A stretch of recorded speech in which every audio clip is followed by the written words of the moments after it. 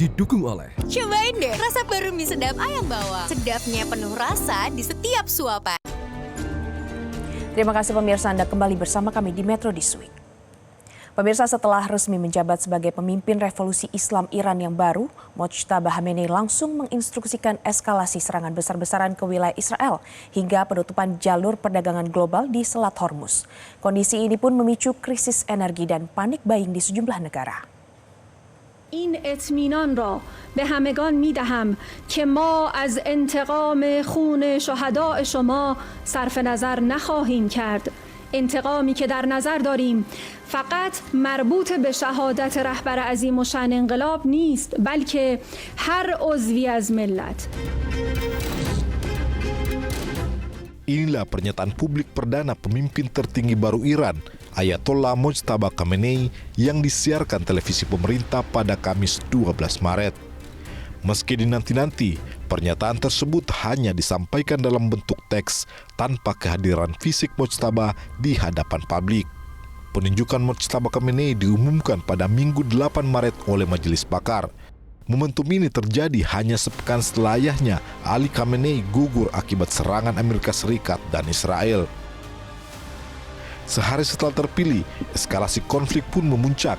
Korps Garda Revolusi Islam Iran atau IRGC meluncurkan gelombang serangan rudal generasi terbaru ke wilayah kependudukan Tel Aviv. Sejumlah rudal berhulu ledak lebih dari 1 ton seperti Khorramsah, Fatah dan Emad dikerahkan untuk menggempur aset pertahanan hingga pangkalan militer Amerika Serikat.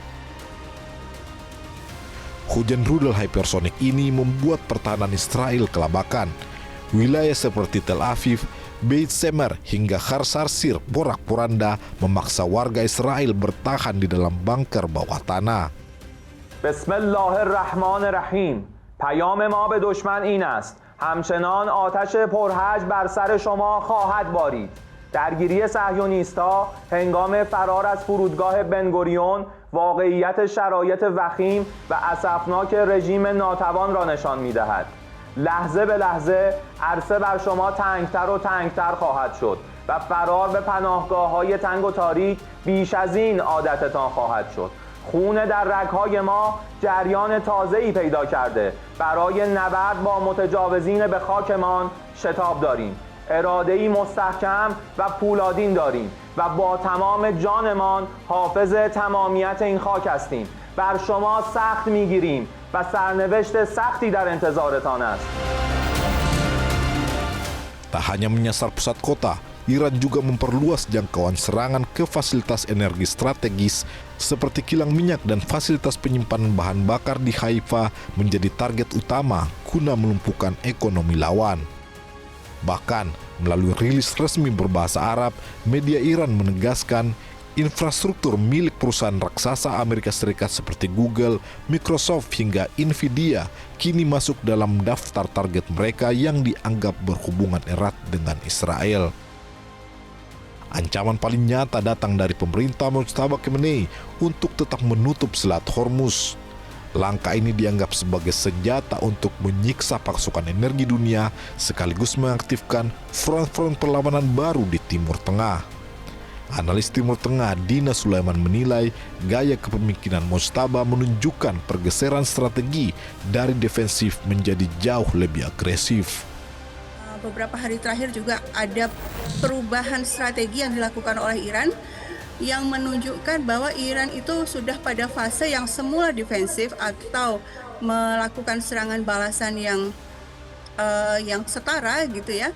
Misalnya Iran diserang, kemudian Iran kembali menyerang dengan yang sifatnya setara, tapi sekarang sudah lebih ke fase istilahnya pengurasan ya, fase attrition.